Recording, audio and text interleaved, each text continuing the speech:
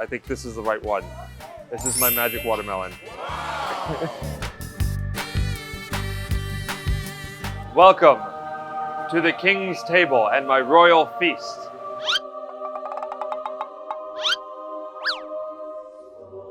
So as far as food goes, it looks like we found ourselves a gold mine. This is a street market, so maybe we can find some meals here.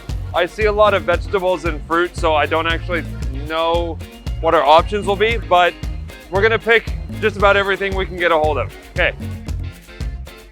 So I believe these are apples. So the Vietnamese name says Man Hung Dao.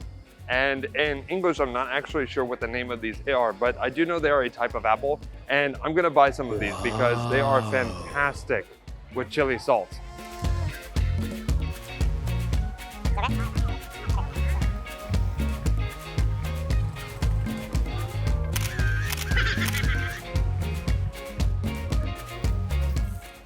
Okay, I think that's enough for me.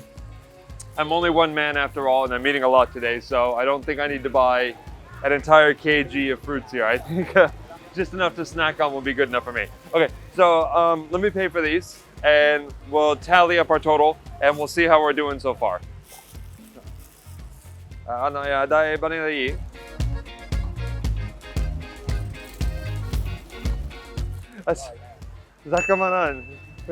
Very kind. So we've been given a gift, now we have to finish all of these, okay? I don't waste gifts. So sweet.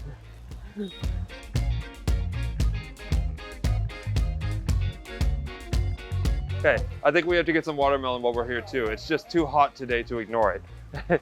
I think this is the right one. This is my magic watermelon. So, go ahead and set all my stuff down right here for a moment. Not spill my tea. Yeah, that feels like a magic watermelon. 2,000 years later. Okay. This one? Okay. That's it. Okay, so on second thought, I don't want to carry heavy watermelon. So the watermelon that has called to me via fate will sit here until it calls someone else. I'm going to get a smaller one because I want to eat, I don't want to work out. So I'm not carrying a heavy watermelon.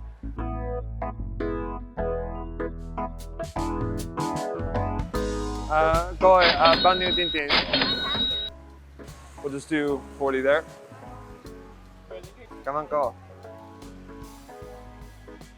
$61,000. Okay. So we have 61,000. So we have some fruits, our fruit tea. We've had our dinner. Now, I think what we should do to finish off our delicious street feast, we need to go find some desserts. Good street a bit here. Looking ahead, it looks like it's a grocery street market, which is wonderful. I love these places. You can buy any kind of food for any kind of meal, and it's always going to be cheaper than the supermarket. But I'm not here to do grocery shopping today as much as I need to do it. So we're gonna head back. I am feeling a bit in the mood for dessert. So I need something from a bakery, or maybe some milk tea, or some flan, or something else like that. So we're gonna go wander back down the street. But if I could get something more to eat, we're here for food today. So let's get going and see what else we can find before we crash from a sugar coma.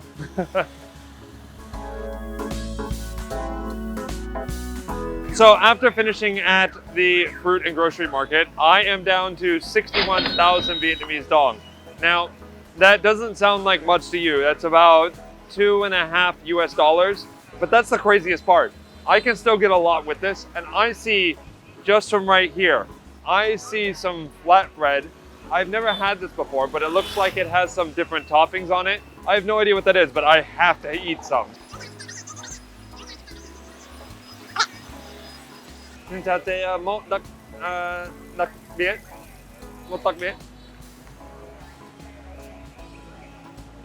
so it looks like we have two options for our style here. I have gotten the duck viet, which I'm assuming is everything.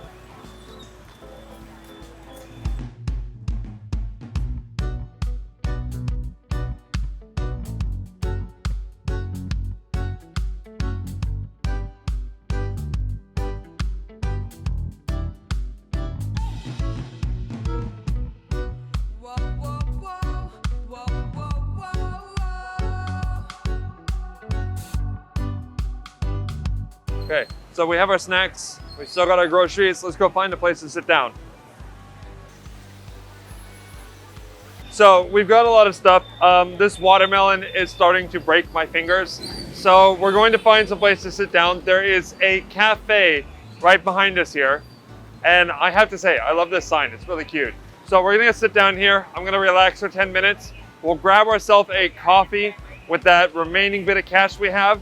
And I think that'll be good enough for today. So let's go talk about the stuff we have and let's see what else we can get. Welcome to the king's table and my royal feast.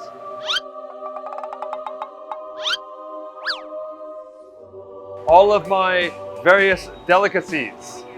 I have my blackberry tea. I have apples. I have tea. I have coffee. I have tea. I have chili rice paper snacks. I have this delicious banh mi street food. It is chopped up flatbread with a lot of stuff on it. And of course, the reason why we're all here today, I have an entire watermelon and nothing to cut it with. So I will bring that home with me. We will not eat that here.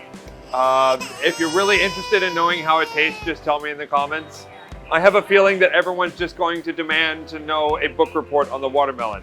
So I'm probably going to regret setting that aside. Okay, so what we have here, these two right here are wonderful. So Vietnamese culture for relaxing and socializing is really centered around doing things together, but a lot of that involves food. People go to cafes and they have a snack and a coffee together. People sit on the street and people watch or talk while they enjoy various snacks.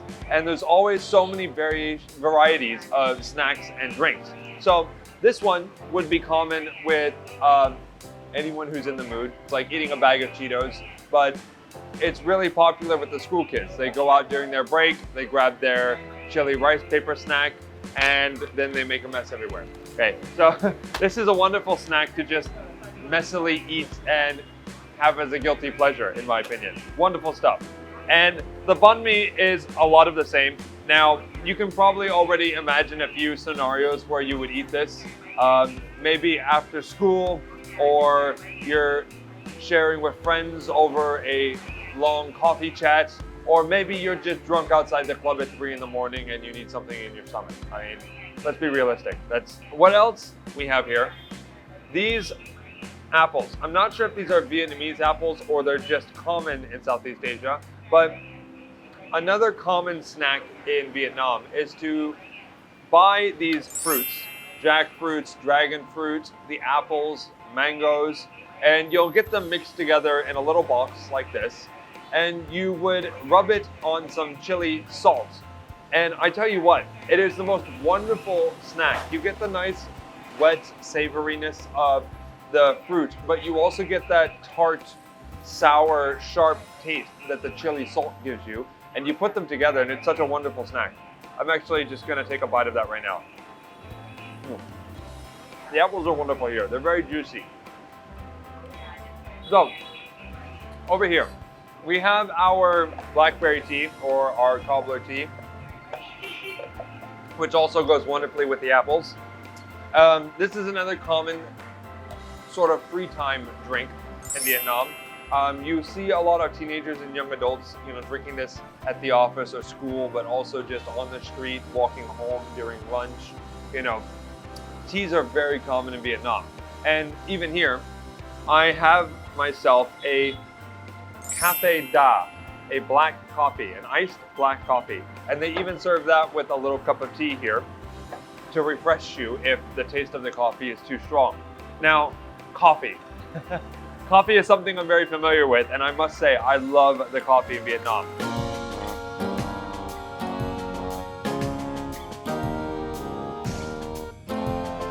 So, this is a Cafe Da, one of the most common types of coffee.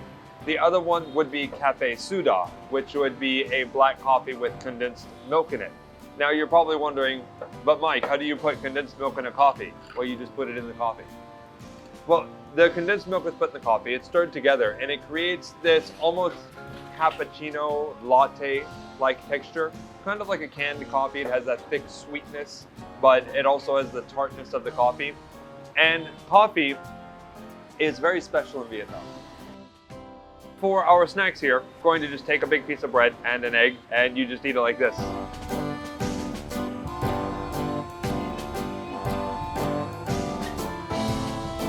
So I must say, that is some top quality junk food. So we have our quail eggs, which I assume are healthy, when they're not covered in ketchup and mayonnaise and chili sauce. And we have the banh mi and our little strips of sausage. You get to kind of pick and choose what kind of flavors you have. You have the saltiness of the sausage, the bread has kind of a chewy sweetness to it. It really is just for picking at. You would sit here with your friends and have some conversation over a drink, and you would just pick at the food together. So, as much as I recommend this, I would not recommend living off of this. Do not eat this for every meal. That would be very unpleasant, I imagine. And the same could be said for the chili rice paper. If you're a masochist, feel free to eat it for every meal. But for most of us, I think just as an occasional snack is perfect. It's hard to describe the texture because it really is like chewing on paper. As weird as it sounds, it's actually quite a nice texture. You can just fold it up. It's like chewing on gum, but it tastes like salt and chilies. I would cry if someone ever made salt and chili flavored gum. We still have a little bit of money left over. Let's take a look at our funds here. Okay, we have left over 20,000, 40,000, 42, 44, and 46,000 Vietnamese dong. Now, I have not paid for the coffee yet. I'm assuming that will be 12,000, 15,000, or 20,000. The coffee prices can range depending on the type of cafe you go to. I'm gonna pay for my coffee, and that will leave me with about 25,000 or 30,000 left, which will be just enough money to put in the tank of my bike. And that will be all for this time. Now, the kind of food you want to get and like how much of it you want to get really depends on what you're in the mood for.